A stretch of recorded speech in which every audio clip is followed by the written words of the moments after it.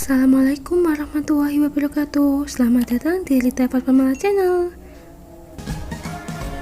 Jangan lupa untuk selalu like dan subscribe channel ini ya. Adik-adik, pertemuan kali ini kita akan mempelajari tentang energi. Tentunya kalian sudah sering ya mendengar istilah energi. Energi adalah kemampuan untuk melakukan usaha atau kerja atau melakukan suatu perubahan. Manusia membutuhkan energi untuk bergerak, bekerja, bernafas, dan mengerjakan banyak hal lainnya, seperti menutup kelopak mata. Nah, energi itu macamnya banyak. Yang pertama ada energi potensial. Energi potensial ini di benda karena kedudukannya. Contohnya bisa kalian lihat di layar ya, ada pohon kelapa. Nah, kelapa yang berada di atas pohon memiliki energi potensial, gravitasi namanya. Nah, buktinya apa sih? Buktinya ketika buah kelapa itu jatuh mengenai kepala kita merasakan sakit. Nah, hal itu menunjukkan bahwa kepala kita mendapatkan energi dari buah kelapa. Kalian harus tahu juga, semakin tinggi letak suatu benda dari permukaan bumi, maka semakin besar energi potensialnya.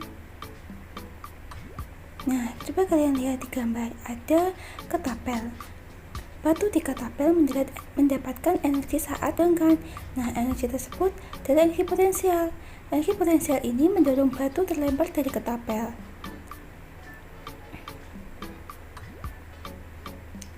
Nah, energi tersebut disebut energi potensial elastisitas.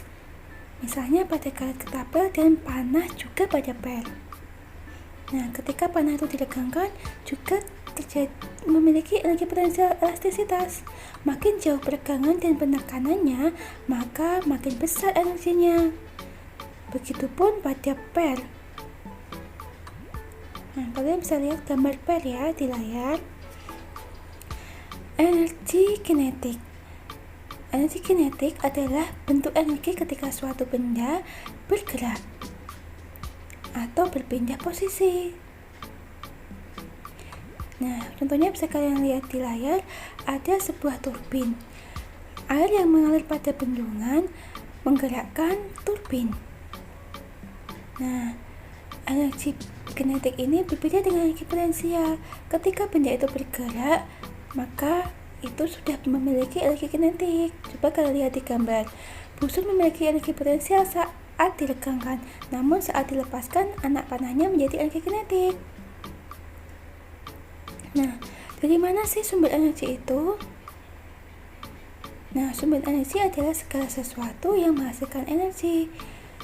Sumber energi dibedakan menjadi dua, yaitu sumber energi tak terbarukan dan sumber energi terbarukan. Coba kalian sebutkan contohnya. Nah, contohnya dari energi tak terbarukan adalah energi hasil tambang bumi. Selain itu, ada energi nuklir. Untuk sumber energi terbarukan, contohnya adalah energi matahari. Lalu ada PLTA, pembangkit listrik tenaga air, energi angin, dan energi tidal.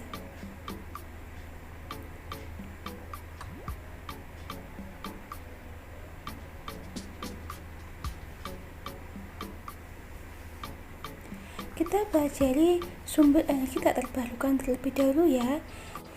Adik-adik, sumber energi tak terbarukan adalah sumber energi yang akan habis jika dipakai. Kalian bisa lihat di layar, contohnya adalah energi hasil tambang. Misalnya minyak bumi, gas, dan batu bara. Untuk menghasilkan energi ini dibutuhkan waktu yang lama, bertahun-tahun. Dan untuk memperolehnya juga harus mengeksploitasi perut bumi. Nah, ini tidak etis ya.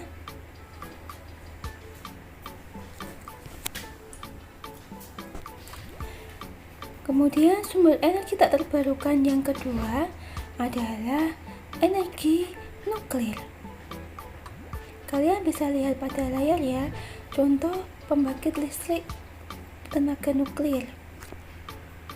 Energi nuklir adalah energi potensial yang terdapat pada partikel di dalam suatu nukleus atom. Nah, ini menghasilkan energi yang berlipat-lipat. Contohnya, bom Nagasaki ini menggunakan energi nuklir loh.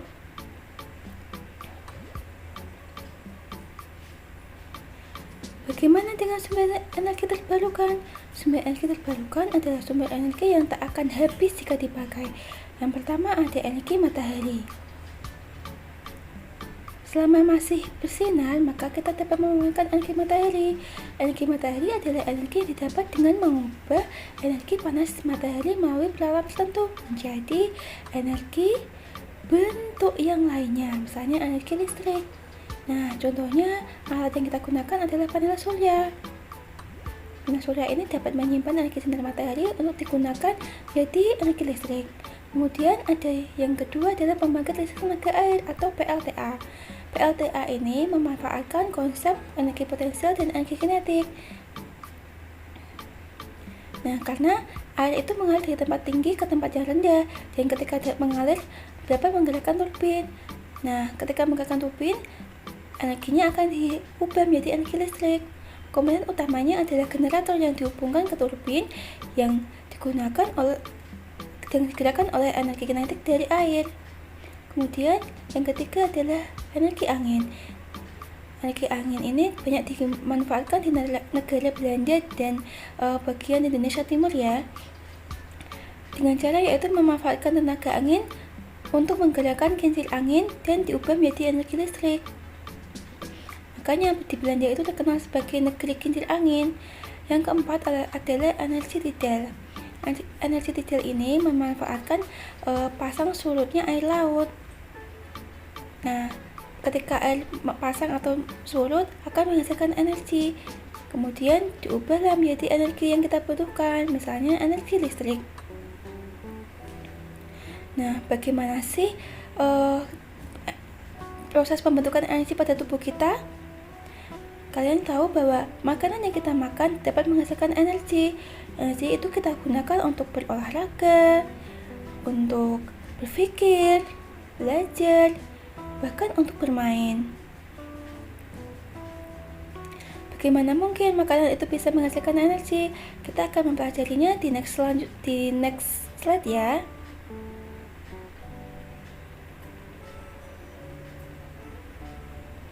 Nah, zat makanan yang berperan sebagai sumber energi adalah karbohidrat, protein, dan lemak.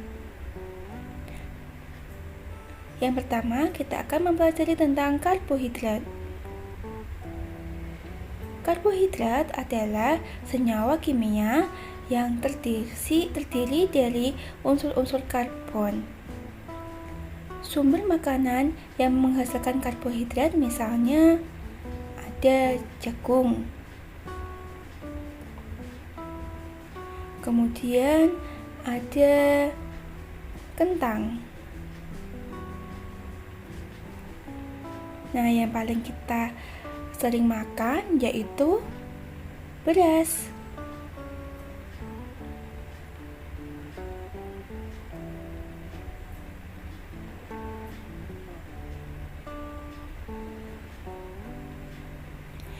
Sumber energi yang kedua yang kita peroleh dari makanan yang kita makan adalah protein.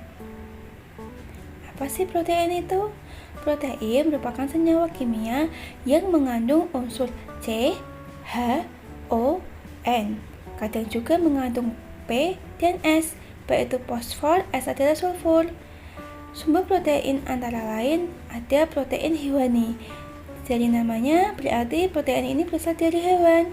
Contohnya ada daging, ikan, ada lagi keju, susu.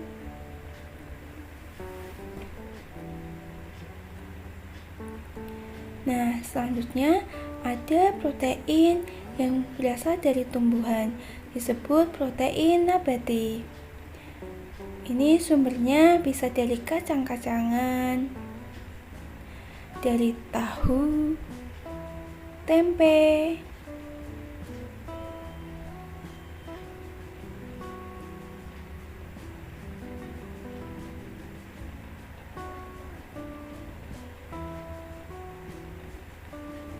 dan juga ada dari gandum.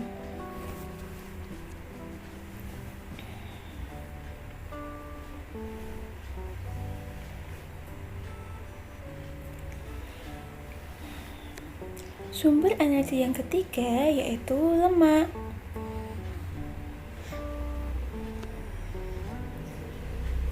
Adik-adik, lemak merupakan senyawa kimia yang mengandung unsur karbon, hidrogen, dan oksigen.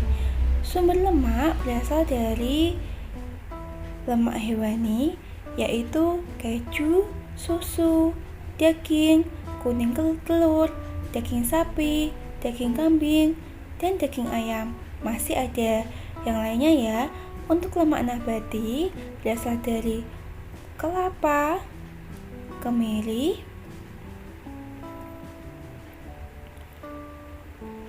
dan juga dari kacang-kacangan. Selain itu dari buah alpukat.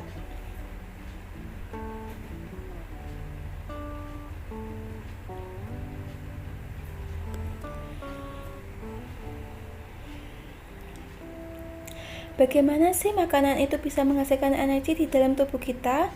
Makanan itu dicerna melalui proses metabolisme. Ketika makanan yang kita makan, maka akan diolah oleh tubuh melalui pencernaan mekanis maupun kimiawi, dan hasilnya akan dicerna. Kemudian akan menghasilkan energi untuk kita gunakan sebagai aktivitas sehari-hari. Nah, proses tersebut disebut metabolisme sel, yaitu proses kimia yang terjadi dalam tubuh makhluk hidup. Nah, proses metabolisme itu terdiri dari dua, yaitu anabolisme dan katabolisme. Nah, senyawa yang kita makan itu dapat berbentuk senyawa sederhana maupun molekul kompleks. Senyawa sederhana bisa juga diubah ke molekul kompleks, yaitu disebut anabolisme atau pembentukan. Selain itu juga dari molekul kompleks bisa diubah ke senyawa sederhana yang disebut katabolisme atau penguraian. Nah, pembentukan atau penguraian ini disesuaikan sama tubuh kita ya.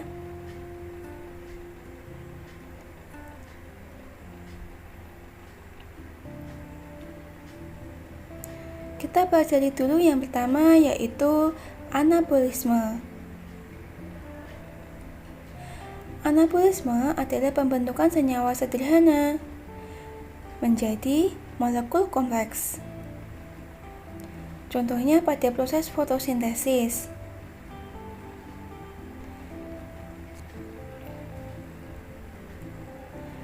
Pada proses fotosintesis, maka karbohidrat akan bereaksi dengan air dan sumber mineral lainnya dari tanah dibantu cahaya matahari untuk menghasilkan oksigen dan glukosa.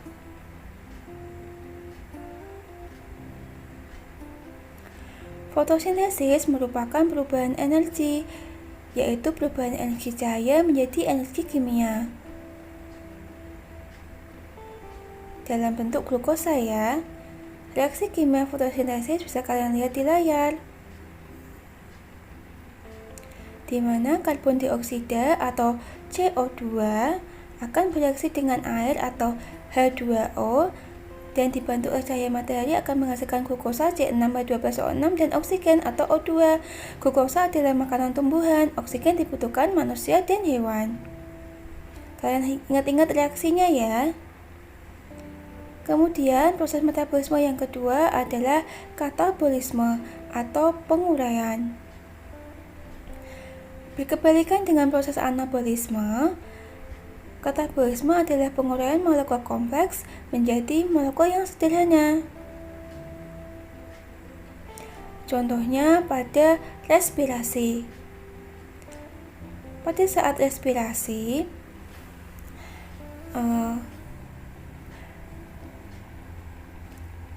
oksigen dan glukosa akan bereaksi dan menghasilkan karbon dioksida beserta air. Reaksi kimia respirasi bisa kalian lihat di layar, di mana C6H12SO6 bereaksi dengan oksigen akan menghasilkan 6CO2 dan 6H2O ditambah dengan energi. Respirasi adalah proses pembebasan energi dengan menggunakan oksigen. Respirasi ialah suatu proses pembebasan energi yang tersimpan dalam zat sumber energi melalui proses kimia dengan menggunakan oksigen. Terima kasih sudah nonton video ini. Jangan lupa subscribe. Assalamualaikum warahmatullahi wabarakatuh.